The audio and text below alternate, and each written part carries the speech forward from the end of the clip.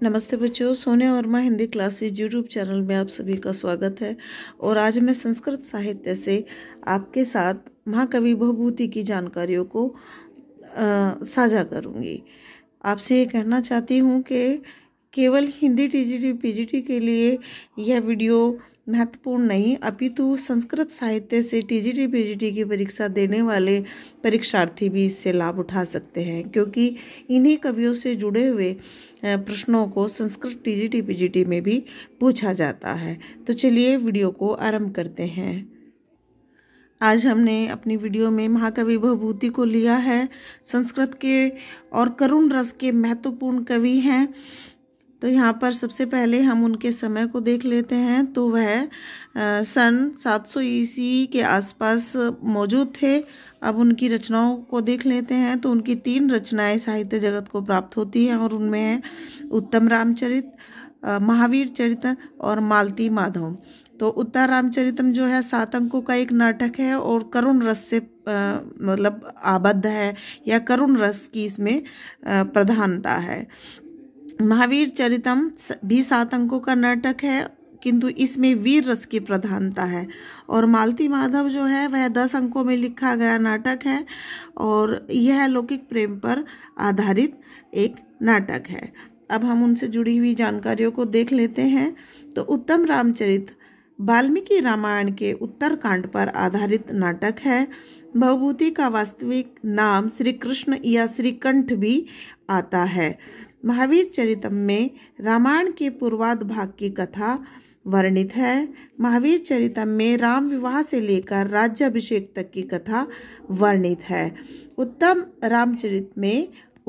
रामचरित में राज्याभिषेक के बाद की एवं सीता निर्वासन, यानी कि जब सीता जी को वनवास दिया गया तो उस समय से संबंधित कथा हमें इसमें प्राप्त होती है। मालती माधव जो उनकी तृतीय रचना है वह 10 अंकों में वर्णित लौकिक कल्पना प्रसूत प्रेम कथा है, यानी कि ये समाज से उठाई गई एक प्रेम कथा है और इसमें प्रेमोन्माद का बड़ा स्पष्ट वर्णन हमें देखने को मिलता है। भवभूति संस्कृत के महान कवि एवं सर्वश्रेष्ठ नाटककार थे। यही कारण है कि नाटककारों में भवभूति को कालिदास के समकक्ष माना गया है। यहाँ पर मैंने यहाँ भी लिखा है अगली पॉइंट में कि नाटककारों में भवभूति कालिदास के समकक्ष माने जाते हैं। भवभूति के पिता का नाम श्री नीलकंठ व माता जी का नाम जतुकर्णी था।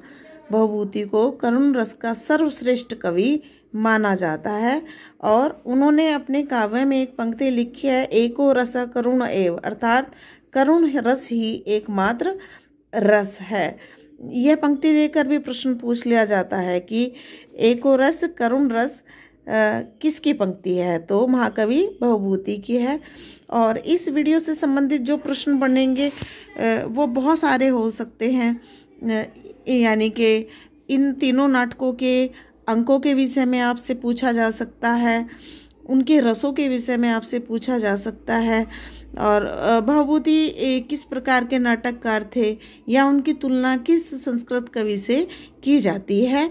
इस प्रकार भवभूति से संबंधित प्रश्न हमें टीजीटी पीजीटी हिंदी और टीजीटी पीजीटी संस्कृत में देखने को मिलते हैं।